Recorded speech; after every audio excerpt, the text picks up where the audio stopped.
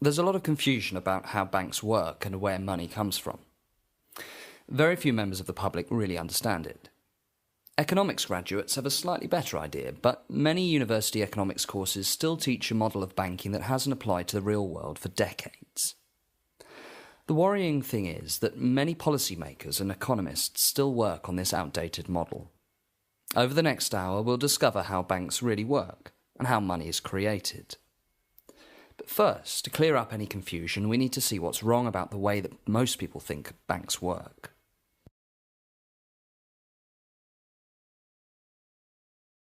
Most of us had a piggy bank when we were kids. The idea is really simple. Keep putting small amounts of money into your piggy bank, and when a rainy day comes along, the money will still be sat there waiting for you. For a lot of people, this idea of keeping your money safe sticks with them into adult life. A poll done by ICM on behalf of the Cobden Centre found that a third of the UK public still believes that this is how banks work.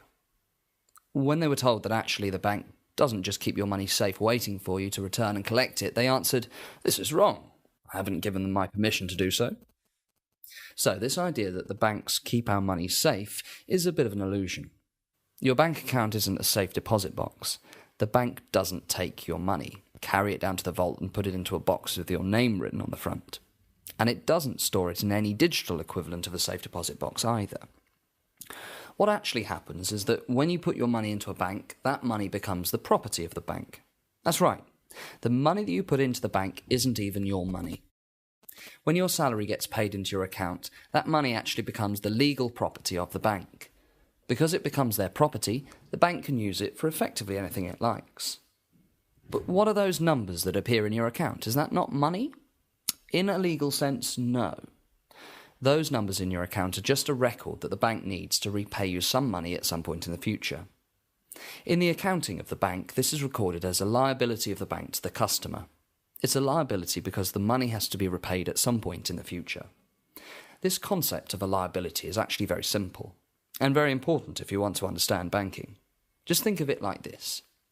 If you borrowed £50 from a friend, you might make a note in your diary to remind you to repay the £50 in the near future. In the language of accounting, this is a liability from you to your friend. So, the balance of your bank account doesn't actually represent the money that the bank is holding on your behalf. It just shows that they have a legal obligation or liability to repay you the money at some point in the future. Whether they will actually have that money when you ask for it is a different issue, but we'll talk about that later.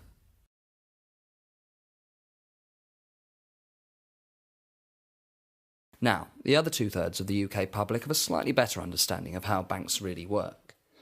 These people think that banks take money from savers and lend it to borrowers.